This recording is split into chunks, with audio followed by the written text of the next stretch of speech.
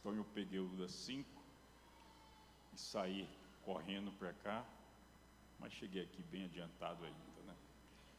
Meus irmãos, eu cheguei aqui e encontrei logo de cara essas palavras pais, né? Os dias dos pais, celebrar o nome dos pais. Eu sei que no dia das mães é uma maravilha, né? Mas nos pais nem tanto. No entanto, nós hoje vamos falar um pouquinho a respeito da paternidade de Deus, né? De Deus como pai, a condição de pai. É um assunto que já é do conhecimento de todo mundo. Deus é pai, né? Mas, para entendermos um pouquinho mais a respeito do conceito de pai que nós devemos atribuir ao nosso Deus, nós precisamos entender também o que é um pai humano. Isto porque Deus transferiu ao homem parte do seu atributo paterno. Quando Deus fez o homem, soprou nele o fôlego de vida, que na verdade é o Espírito. O Espírito entrou no homem e ele foi feito alma vivente. Aí a gente dá a impressão que a alma é o Espírito, mas na verdade não. A entrada do Espírito no homem criou a alma, o Espírito para relacionar o homem com Deus. Jesus disse: os verdadeiros adoradores adorarão o Pai em espírito e em verdade. Mas a alma é para administrar a vida na terra. Então, através da alma, nós temos contato com o mundo exterior e tomamos as decisões que nós precisamos aqui. E olha que são muitas decisões, e por isso nós somos essa tricotomia aí chamada espírito, alma e corpo. Mas Deus, no espírito humano, ele introduziu parte dos seus atributos. E entre esses atributos que Deus concedeu ao homem, está também o atributo da paternidade, ou seja, Deus nos fez o homem com a capacidade de procriação e pai, mas ele jamais procriaria se Deus não complementasse a criação também criando a mulher. Só que ao criar a mulher, ele criou a partir do homem. Ela é sendo parte do homem, ela ao sair do homem ela faz a falta. Quando ela volta para o homem, ela o completa, né? De modo que quando fez Deus a mulher, o próprio Deus designou a mulher não só para ser a companheira, mas também para que ela fosse ajudadora. Ela é aquela pessoa que que o homem precisa para cumprir a sua missão no mundo. E Deus, como os irmãos já viram nessa lição, nas lições bíblicas desse trimestre, Deus deu autoridade ao homem para governar o planeta. O homem foi feito para governar o mundo.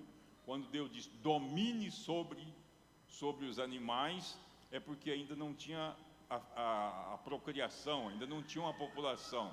Mas o passo seguinte seria governar o mundo, seria governar a população. Mas para isso acontecer, seria necessário que o homem crescesse em maturidade para que ele tivesse condições de governar pessoas, porque ele até então governava homens. Então, no primeiro estágio da provação, o homem passou, ou seja, ele durante algum tempo que a gente não pode determinar, pode ser 1 ano, 10 anos, centenas de anos, milhares, sei lá, da criação até a queda, o homem foi muito bem, passou no primeiro teste, que era o de não comer do fruto da árvore. A árvore estava lá simplesmente para que o homem tivesse uma opção de desobedecer. A opção de desobedecer é dada para provar a obediência. Nós só somos obedientes a Deus quando temos a oportunidade de desobedecer e não o fazemos, né? Então a árvore estava lá para desenvolver um potencial de obediência ao homem e elevá-lo a um patamar espiritual mais elevado e assim ele teria condições de governar o planeta, agora povoado por descendentes seus.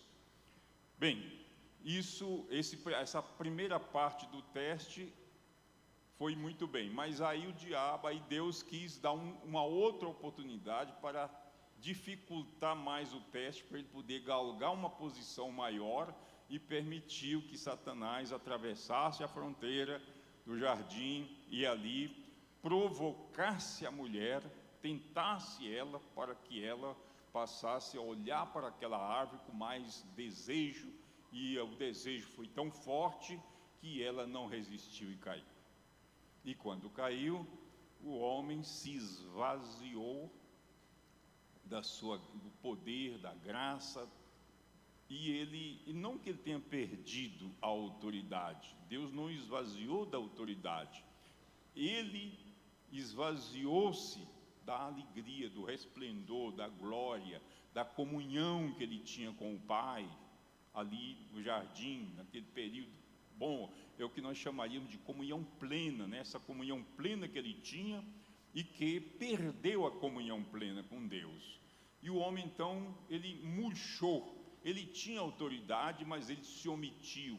E ao se omitir, o diabo, que é oportunista, ele tomou esse poder, essa autoridade para governar o mundo. Tanto assim que Jesus chamou o diabo de príncipe deste mundo. Então, mas ele é um governo ilegítimo, é um governo fadado ao fracasso, porque todos aqueles que tentaram governar, usurpando o poder, eles fracassaram. O poder, a autoridade tem que ser legitimada por aquele que concede. Quem concede a autoridade tem que ser legítimo, para que também aquele que recebe tenha autoridade legítima. E foi assim que o diabo assumiu, mas não quer dizer que o homem foi esvaziado da autoridade, porque aquilo que Deus dá, ele não pede de volta, compete a cada um exercitar a sua autoridade e depois prestar conta àquele que lhe deu a autoridade, que é Deus. Então, nós vimos aí o Deus criando o homem, dando a ele a capacidade de governar, de procriar, de seguir em frente, de ser pai, e criando a mulher para que ela suprisse e fosse aquela ajudadora para que ele pudesse cumprir a sua tarefa. E até hoje, a mulher é fundamental para o homem cumprir a sua tarefa, cumprir o seu ministério, qualquer que seja a atividade. Ai de mim se eu não tivesse uma esposa que fosse aquela ajudadora perfeita, né? Ela é submissa a mim, sabe por quê? Porque ela está debaixo da missão que eu tenho de Deus. Então, submissão não é ficar debaixo dos pés, é assumir a missão dela ao meu lado, para que juntos possamos alcançar o propósito que Deus tem para cada um de nós, né?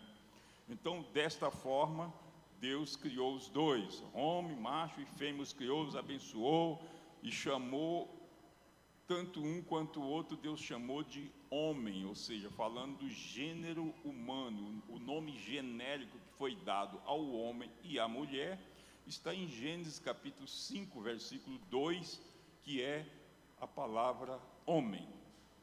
Mas isso não quer dizer que o homem e a mulher não tenham funções distintas. É claro que sim. Mas Deus confere ao homem porções de seus atributos paternos, foi o que nós dissemos aqui no início. Na esfera humana, a palavra pai, ela já pressupõe a existência de uma comunidade. Não existe pai se não existe mãe e se não existe filho. Só tem pai porque tem os três, no mínimo. Então, nesse caso, já é uma comunidade.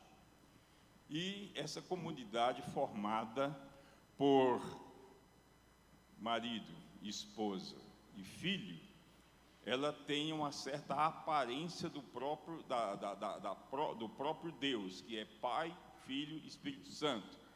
Então, essa identidade do Pai, a identidade do Pai, de certa forma, ela reafirma a identidade tanto da filha quanto do filho. A reafirmação da identidade do filho em relação ao pai é uma relação de semelhança. E a relação da filha para ser reafirmada na sua condição de mulher em relação ao pai é uma relação de contraste, né? Ela vê o pai e ela se sente ainda mais mulher ao lado de um homem. E o filho olha para o pai e vê a sua semelhança. E assim que é. Assim que são as coisas. Deus fez assim e assim tem sido. Eu falo que eu sou filho, sou pai, sou avô. Eu já vi o tanto que os meus filhos, quando eram pequenininhos, queriam me imitar em tudo. Tudo que eu fazia, eles queriam fazer. Até eu não podia nem fazer coisas erradas, porque eles iam fazer coisa errada também. Porque a tendência do filho é imitar o pai. E a tendência da filha, ela gosta da mãe, imita a mãe em muitas coisas, mas a presença do pai forma nela a identidade de mulher. Então veja que a pessoa do pai, ela tem essa importância, que é a de definição de identidades dos filhos, seja um homem, seja mulher. Isso tem um grande valor, uma grande importância. Se não fosse tão importante, o diabo não estava aí trabalhando no sentido de pegar isso aí e bagunçar tudo, né? Ele sabe o que está acontecendo no Brasil e no mundo. O diabo quer bagunçar isso aí. Não é desse jeito, não é assim, não é desse outro jeito. A coisa tem que bagunçar, tem que desordenar. Então, por que o diabo quer fazer isso? Porque o trabalho dele é anarquizar, é plantar a anarquia generalizada, dividir, separar tudo, separar a família, destruir família. E quando ele faz isso, o que acontece com a sociedade? Fica uma sociedade medíocre, uma sociedade fraca, dividida, sem força, sem capacidade de guerra, sem capacidade de resistência ao mal. Ela é vulnerável. Então isso o diabo está fazendo, mas o que compete à igreja fazer? Foi aquilo que nós vimos aqui. Eu achei tão lindo, até comentei com o pastor Ciro a respeito da família. Casal chegou aqui, homem, mulher, esposa e os filhinhos, e eles com esses filhinhos nos braços. É isso. O que Deus fez é isso. E o que nós devemos reafirmar sempre é isso. Fazer disso aqui uma tatuagem na alma. Porque ninguém vai poder derrubar isso aí. É aí que está a sociedade forte. É aí que está a sociedade vencedora. É aí que está a sociedade que não vai se curvar diante das ameaças do diabo de querer bagunçar as coisas. Nós não aceitamos isto. E ninguém pode lutar contra aquele crente que põe o joelho no chão.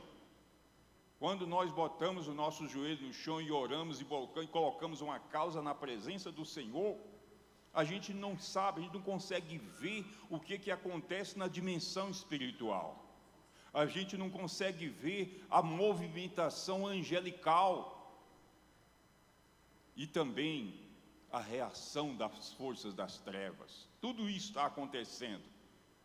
5 minutos, 10 minutos, 1 hora de joelho na presença do Senhor. Não precisa ninguém escutar o que você está falando, mas você está falando e os céus estão recebendo as suas orações. Os poderes das trevas têm medo, recuam, e Deus recebe essa oração, e os anjos recebem ordem, e o mundo começa a passar por grandes movimentos. Irmãos, se não fosse assim, nós não existíamos mais. O diabo já tinha acabado com tudo. já tinha destruído tudo. O que está resistindo ainda é o povo de Deus, que mantém os princípios e valores morais e espirituais que Deus estabeleceu na sua palavra para ser obedecido, guardado pelo seu povo, a fim de que continuemos tendo sociedade forte, uma sociedade vencedora. É isso que Deus quer. Outra coisa que o inimigo tenta fazer é destruir aquilo que chama comunidade. Quando Deus fez o homem, uma comunidade, homem, mulher, filho, à semelhança dele, Pai, Filho e Espírito Santo, ele disse primeiro: não é bom que o homem esteja só. Olha, se Deus está dizendo que não é bom, nós podemos imaginar que se a pessoa se isola, se torna só, alguma coisa vai acontecer de ruim. Se não é bom, então é porque é ruim. E se é ruim, nós podemos dizer que o mal é infinitamente. Tem males de todo tipo. Você vai encontrar males de toda espécie. Então, pensamentos ruins, ideias suicidas, planejamentos, maquinações malignas, diabos influenciando a pessoa. Por quê? Porque a pessoa está fazendo algo que Deus disse que não é para fazer. Ele está se isolando.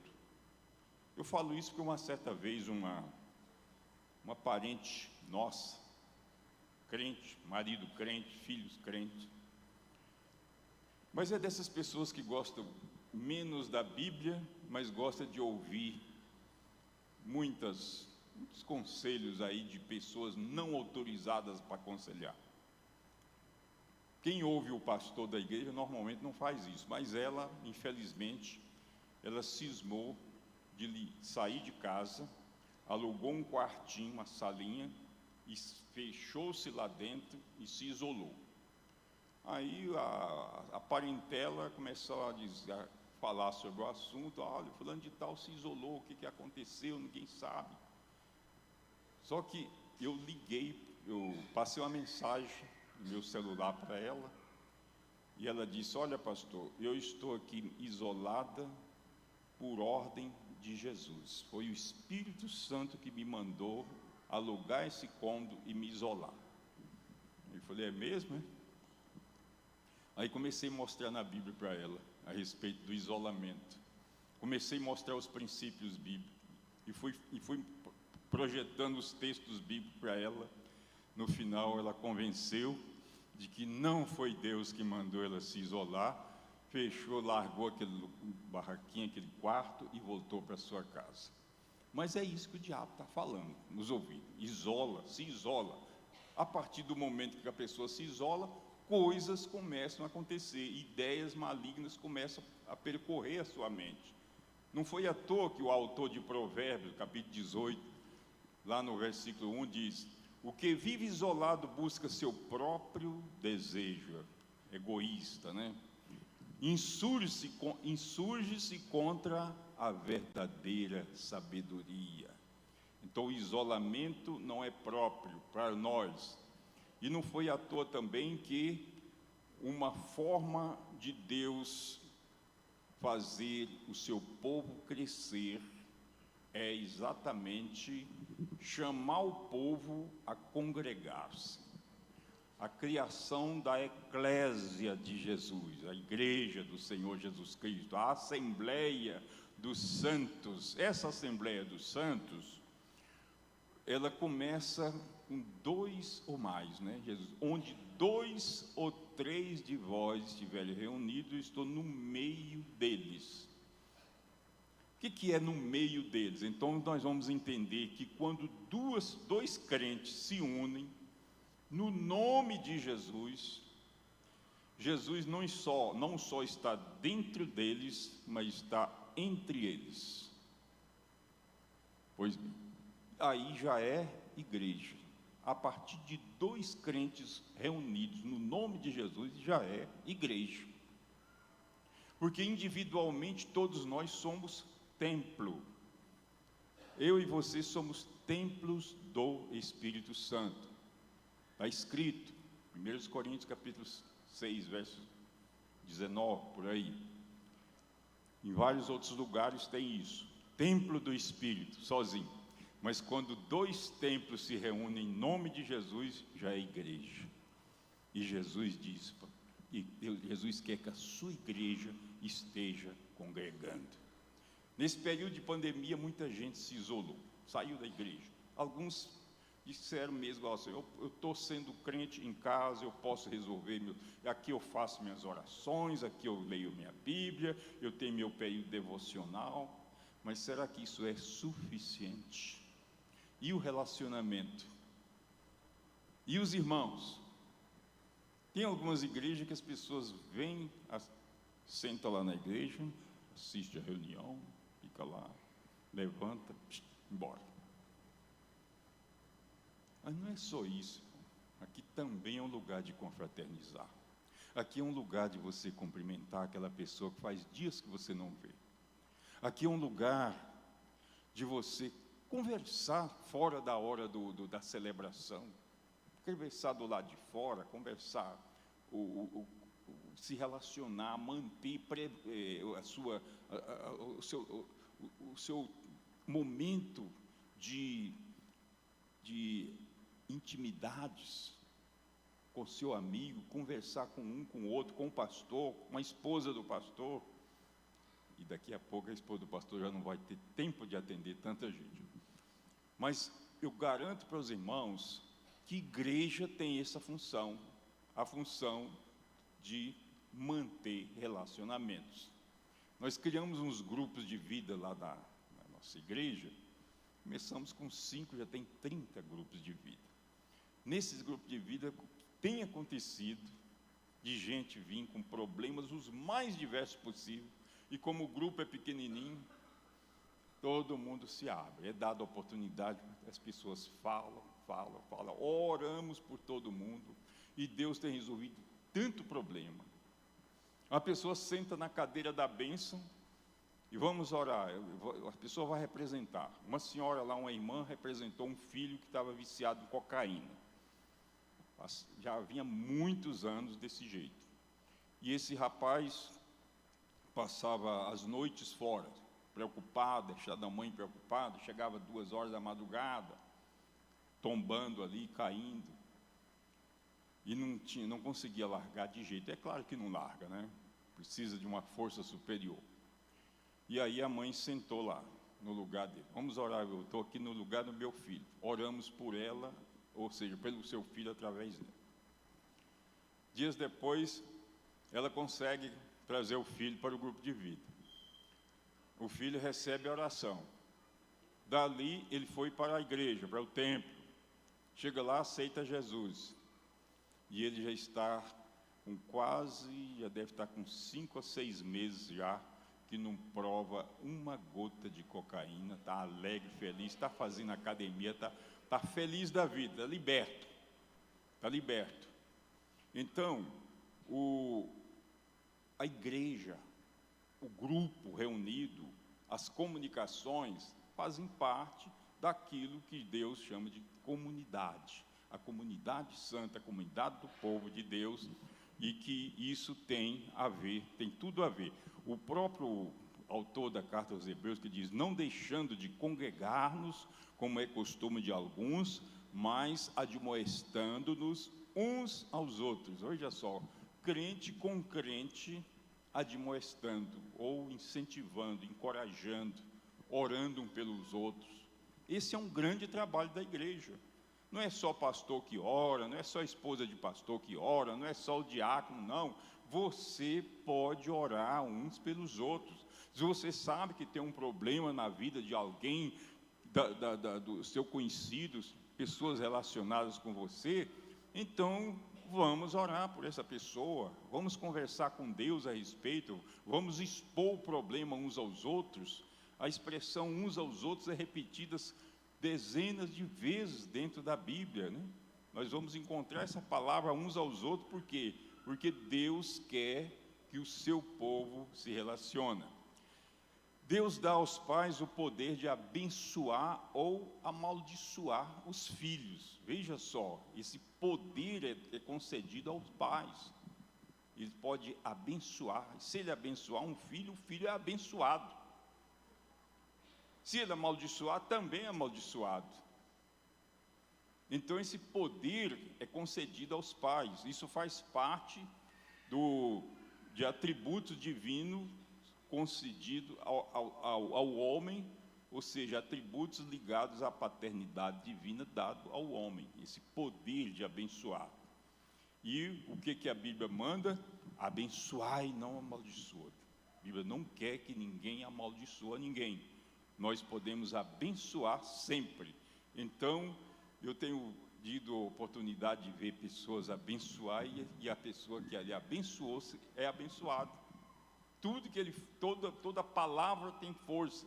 Se você tem autoridade sobre alguém, você pode abençoar essa pessoa. A bênção é um atributo que Deus dá a nós a capacidade de fazê-lo, para a glória do seu nome. O próprio texto de Efésios 6, verso 1 diz: vós, filhos, sede obedientes a vossos pais no Senhor, pois isto é justo. Honra teu pai e tua mãe, que é o primeiro mandamento com promessa. Os irmãos conhecem muito bem esse texto, para que tudo te vá bem e vivas muitos anos sobre a terra. Glória a Deus. Também a palavra, o próprio Jesus, eu acho interessante, Jesus, Deus, o Pai, ele foi conhecido por o Senhor, né? Ele é chamado o Senhor. Senhor, Deus, Jeová, mas sempre o Senhor, ao longo de 4.000 anos, desde Adão até Jesus.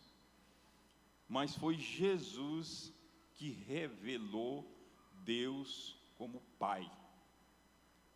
Jesus foi que revelou Deus como Pai, pela primeira vez, porque nós não vamos encontrar nenhuma autorização bíblica no Antigo Testamento para você orar a Deus e chamar Ele de Pai, mas sempre o Senhor.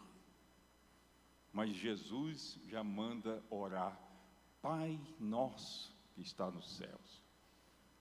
Mas esse tempo todo foi para que os homens aprendessem ou desenvolvessem na sua cabeça o conceito de pai. Não acredito que 4.000 anos seria necessário para isso. Contudo, durante esses 4.000 anos que Deus não se revela como Pai, os homens aprenderam o conceito de pai nas suas gerações. E tendo aprendido esse conceito da relação de filhos com pais, aquele respeito, o patriarcado, aquela honra que o filho dá para o pai, aprendeu tudo isso. Aí chega Jesus e disse: vocês são filhos do meu Pai. Logo, Jesus estava se declarando irmãos de todo aquele que crê. Jesus trouxe Deus até nós, em si próprio. E nele próprio, ele nos leva até Deus.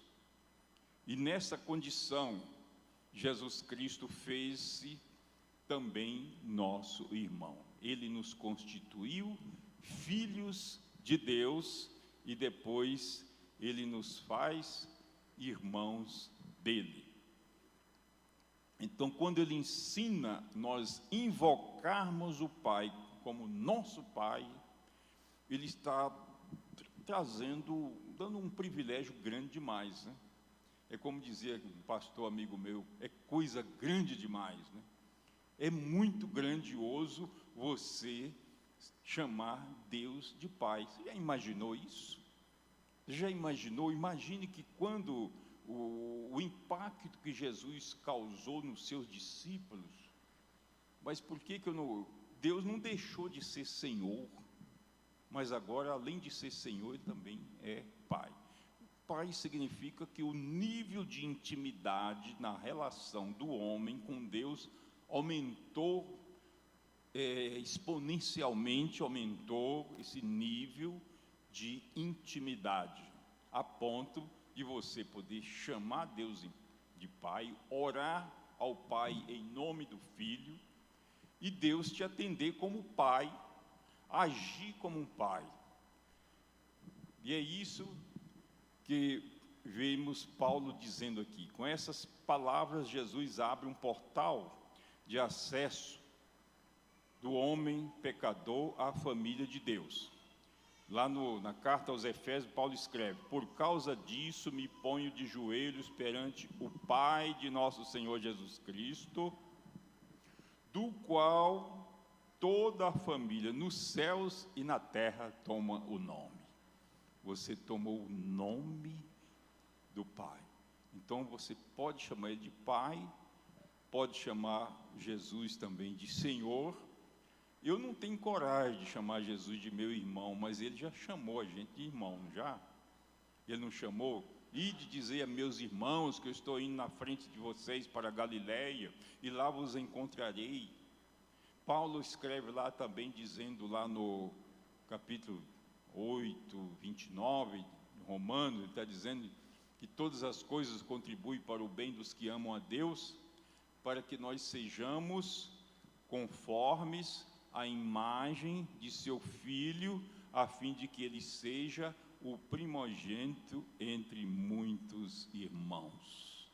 Eu e você somos irmãos de Jesus e Ele é o nosso irmão primogênito. Isso é muito alto, é um nível muito elevado. Só que Deus estabeleceu uma condição única para que o homem possa ser filho de Deus.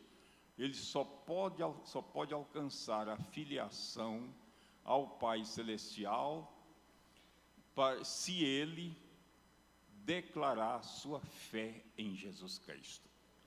Ele precisa crer em Jesus. É uma condição única. Ninguém que não crê em Jesus pode dizer que é filho de Deus.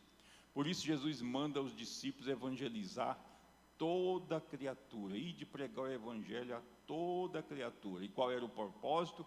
A criatura que foi evangelizada e que crê, ela se torna filho.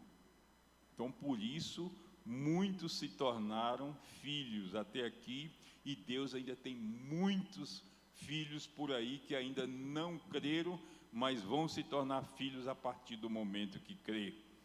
E todos que receberam Ele, diz o apóstolo João no Evangelho, todos aqueles que o receberam, e diz lá, os que creem no seu nome, deu-lhes o poder de serem feitos filhos de Deus. Aí está o Pai, o nosso Deus como nosso Pai, a paternidade divina. E eu dou graças a Deus porque eu falo com esse Pai todos os dias. E eu sei que os irmãos também falam. E todos os dias Ele nos ouve. E todos os dias Ele nos trata como filho. Eu já dei muito trabalho para Ele. Mas Ele é tão misericordioso que me ama ainda assim, nunca me abandonou, nunca desistiu de mim. Mas eu acho que aqui ninguém deu trabalho para Ele, né? Quantos aqui já deu muito trabalho para esse Pai, né? Eu imagino que não precisa nem levantar a mão, viu? Porque nós somos, por natureza, ruins. Por natureza, nós temos muitos problemas.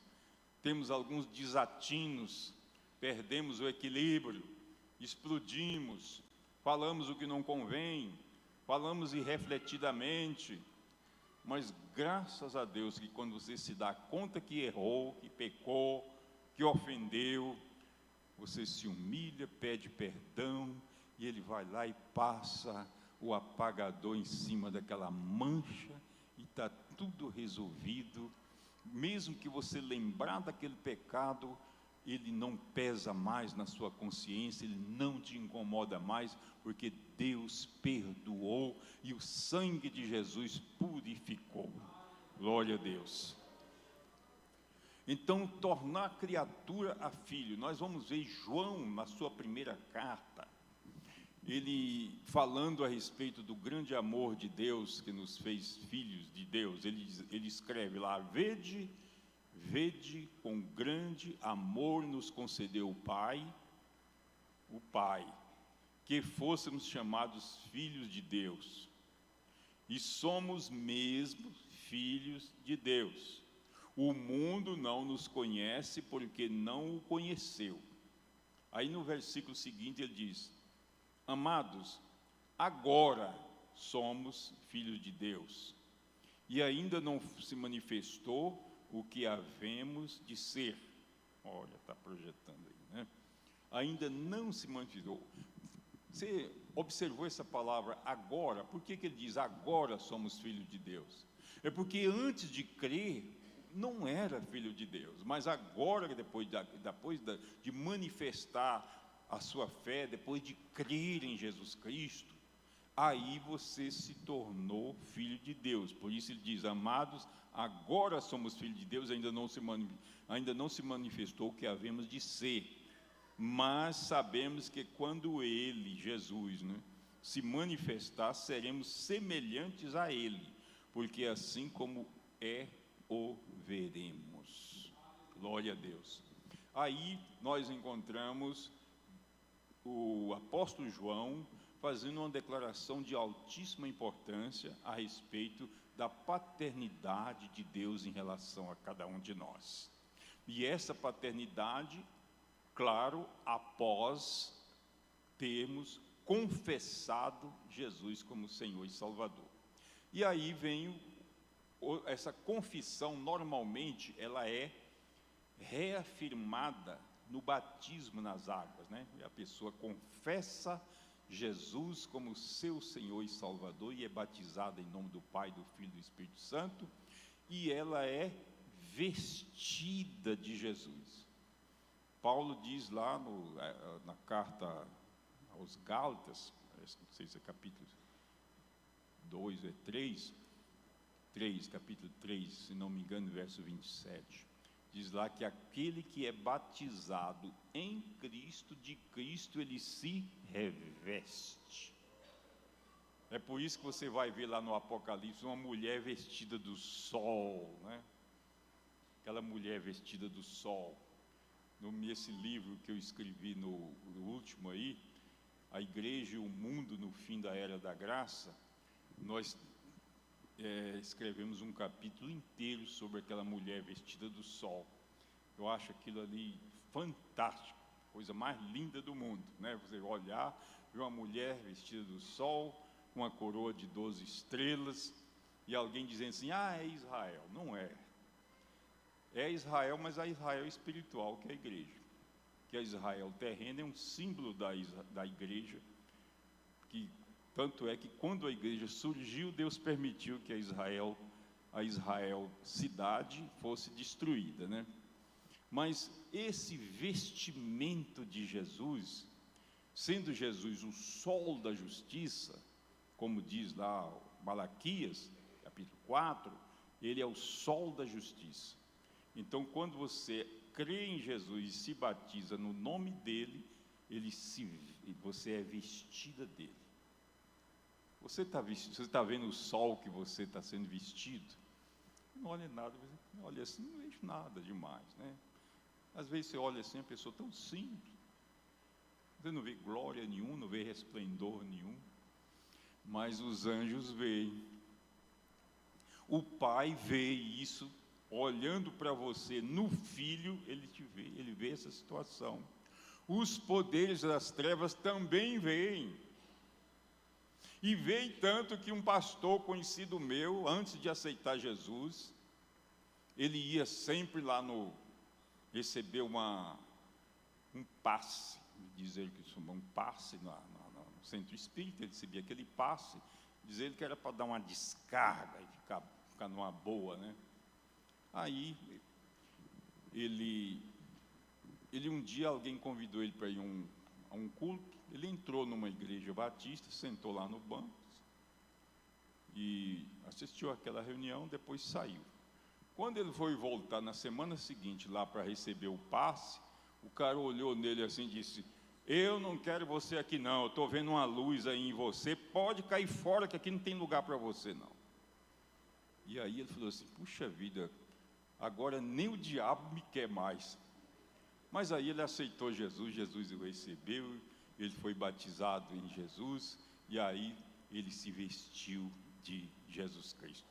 Agora, alguém não quer vir à igreja assistir um culto, celebrar o nome de Jesus, uma pessoa ímpia, sem ter declarado que Jesus era o seu Salvador, ele já foi rejeitado lá, porque tinha algo naquela pessoa, só de ele ter ido assistir uma reunião. Então, eu passo a valorizar muito mais as nossas reuniões, então, a partir dessas coisas. Porque, irmãos, isso é muito poderoso. Nós não precisamos ver o que está acontecendo, nós precisamos crer no que está escrito a nosso respeito. Olha só o que João está dizendo assim: olha, agora somos filhos, ainda não se manifestou o que havemos de ser. Não é tempo de manifestar o que você e eu havemos de sermos. Não é tempo ainda, mas aqui. Mas sabemos que quando Jesus, ele se manifestar, nós seremos semelhantes a ele.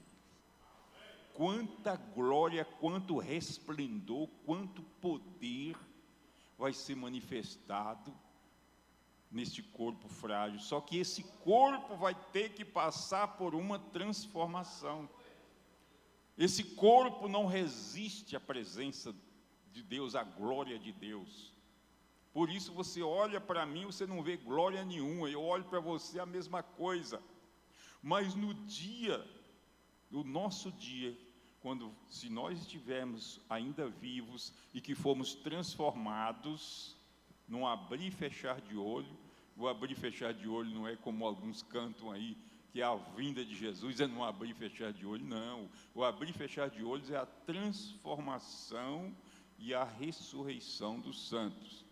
A volta de Jesus, ela tem um tempo, ela tem uma manifestação global. Os que estão no inferno vão ver, os que estão nos céus vão ver, e os que estão na terra também verão. Porém, a transformação, sim. E eu acredito mesmo que aquele homem interior que Jesus está construindo dentro de você e dentro de mim, é o homem que vai se manifestar quando Jesus voltar. É aquele homem interior. É claro que sim, meus irmãos. Sabe por quê? Por acaso, se uma pessoa morre cega de um olho ou faltando uma perna, é desse jeito que Jesus vai levar ele? Não. É o homem interior. É o homem que Jesus está construindo dentro de nós.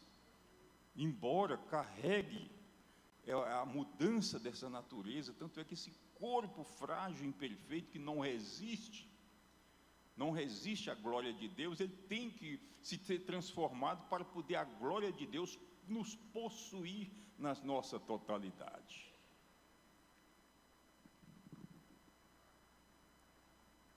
Agora, esse Deus zeloso, e que nós chamamos de Pai, e Ele de fato é Pai, Ele cuida de nós.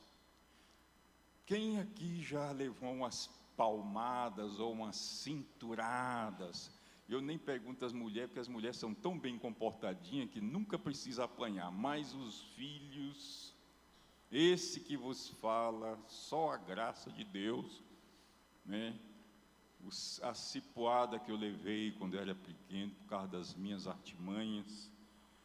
Só que a última surra que eu levei, eu tinha cerca de 10 anos, eu me lembro que eu me corrigi, eu tomei uma postura séria dentro de casa. Eu estava entrando por um caminho muito errado, e meu pai chamava atenção, eu continuava. Aí um dia, ele me levou para dentro de um quarto, e chegou lá, me esclareceu: olha, você tem agido assim, assim, assim, assim, assim, assim. Eu, tudo bem, é claro que eu tenho. Aí, Aí ele me deu umas lapadas boas daquelas, a ponto de ficar vermelho.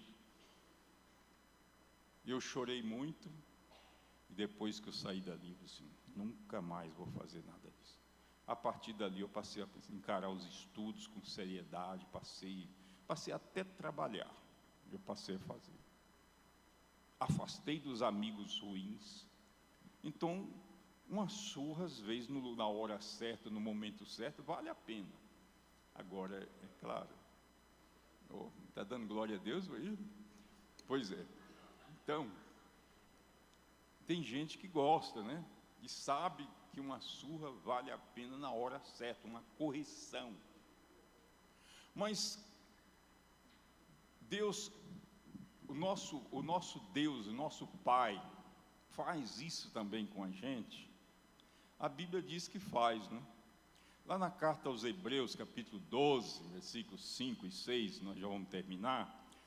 A palavra de Deus diz: Filho meu, não desprezes a correção do Senhor, e não desanimes quando por ele fores repreendido.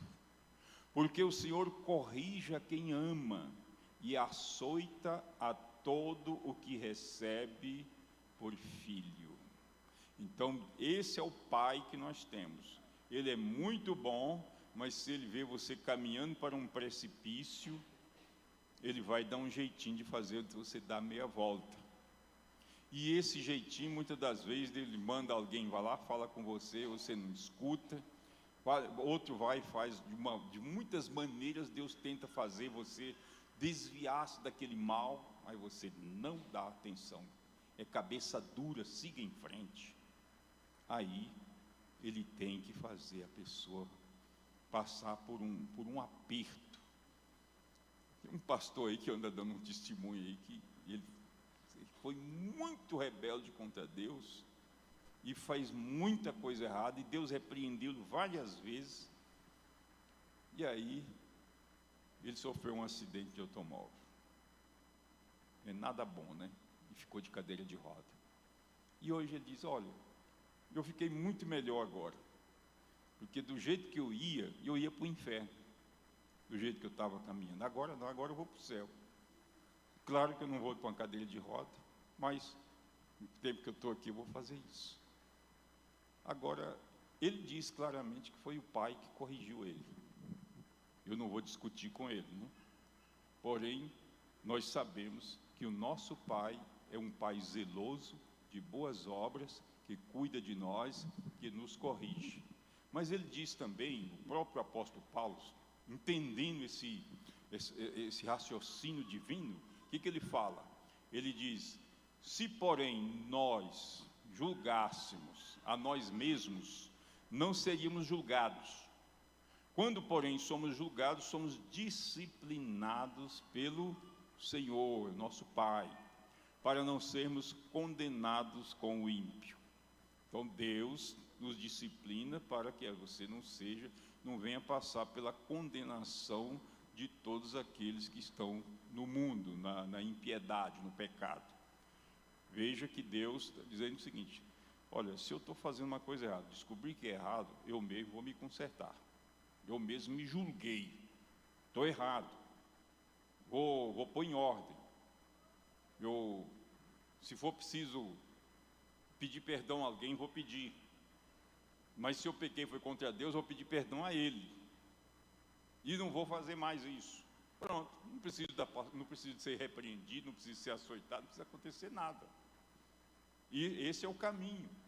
Santo não é aquele que não peca.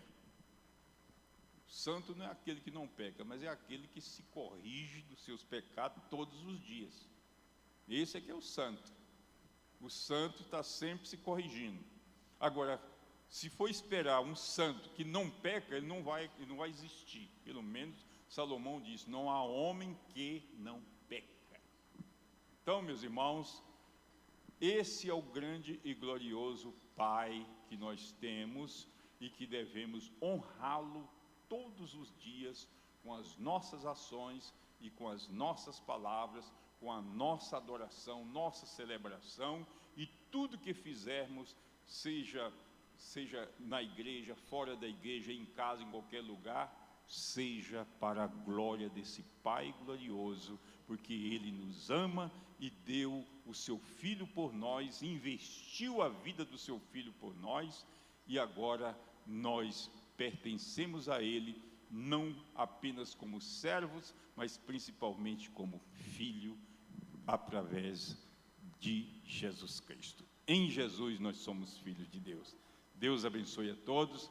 Eu não sei se aqui é permitido fazer o apelo, se por acaso tem alguém que não se reconhece como filho de Deus, por não ter confessado Jesus como seu Senhor e Salvador. Se você quiser fazer isso, nós abrimos agora uma oportunidade e você pode vir até aqui, ou alguém vai trazer você até aqui, nós vamos orar por você, e você, a partir de agora,